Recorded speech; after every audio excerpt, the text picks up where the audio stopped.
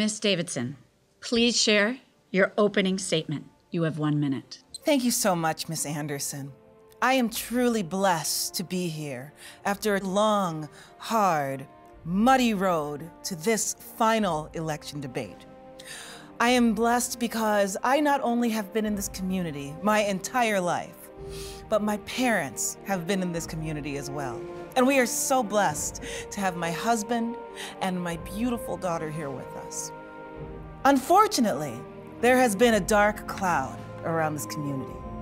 I feel like our community has been sacrificing their rights to a man who could care less what is going on. And if I am made the director of Soil and Water Conservation for this district, I vow to not only use my values That was 1 minute. Thank you very much. And Mr. Melrose, would you like to give your opening statement, please? I would indeed. Thank you very much. And good evening. 18 years ago, I purchased a substantial piece of land in this community. The first time I got my feet stuck in the mud on that land, I swore a blue streak.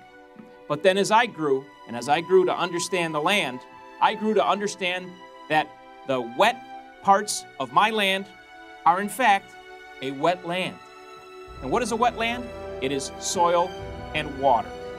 4 years ago, the people of this community embraced me. And as I stand here today, I am committed for another 4 years to continue that role. What project do you feel is a priority? I feel a priority is education and outreach. And I'm proposing specific plans, working with children, allowing them to understand their role in conservation of soil and water here in our community. Zeke, the zany zebra mussel.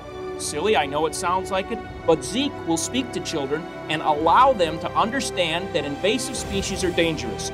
15 seconds, please. Thank you, Phyllis. You know, it's interesting when you say education and outreach. That leads you to believe that he cares about our children. And having a daughter of my own and my own family, I've noticed that they're growing up so fast. And that's 15. And I don't believe that was 15, Phyllis. Could you check? Could you check? But this question is, you'll start, so you have a full minute? A full minute, Great, please. Thank you, Phyllis. If you had to choose one word to sum up your platform, what would it be? I am a person that is dedicated to values. And I believe that values are many words. Words such as integrity, honesty, respect, R-E-S-P-E-C-T. Find out what that means to me. It means that it is time for a new God-fearing, family-devoted woman to take over. And time. Well done. I find it interesting that my opponent was asked for one word and gave us several. She can't keep time, she can't count, she can spell, but she isn't right for this district. If you had to choose one strength, what would it be? I would say one strength would be humility. I understand when things aren't right, and I strive every day to make them right. I know that I'm never going to be able to stop every invasive species, but I can rise up and fight them. Innovative practices can strongly combat the challenges we face together as a district. You know, it's so funny that he said partnership in the community. As a community member, I have been in the community. My entire life I've been in this community, and I have never seen him in the community. Pollution testing is an important factor in correcting problems in the soil and water. Do you have any programs or plans to increase testing?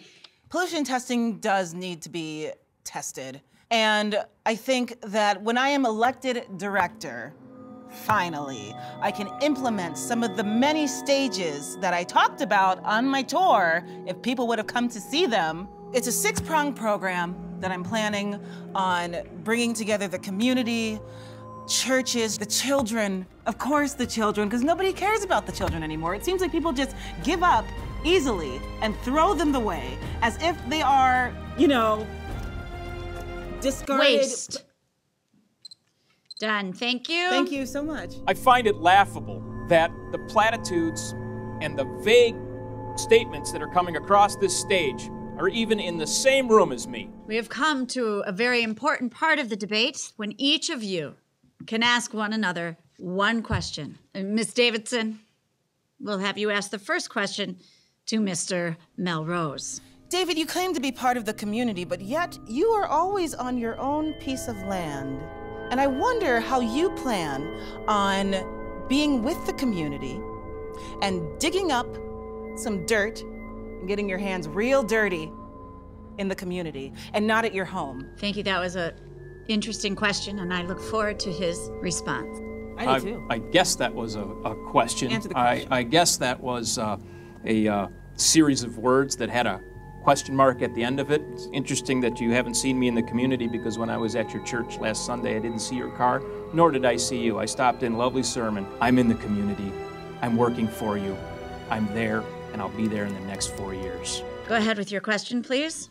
The goby fish is an invasive species that's threatening our lakes and our rivers. If you could, please tell me what you might do to combat the infestation of the goby fish. You know, my opponent has said that the goby fish is an infestation. And it wouldn't be an infestation if he was doing his job correctly. We wouldn't have to combat the goby fish, the invasive species, along with zebras' mussels. And so I would not only enforce Thank you very much. Thank you. I am so pleased that we could be here this evening. And for David Melrose and Mrs. Donna Davidson, I am Phyllis Anderson. Thank you for watching, and good night.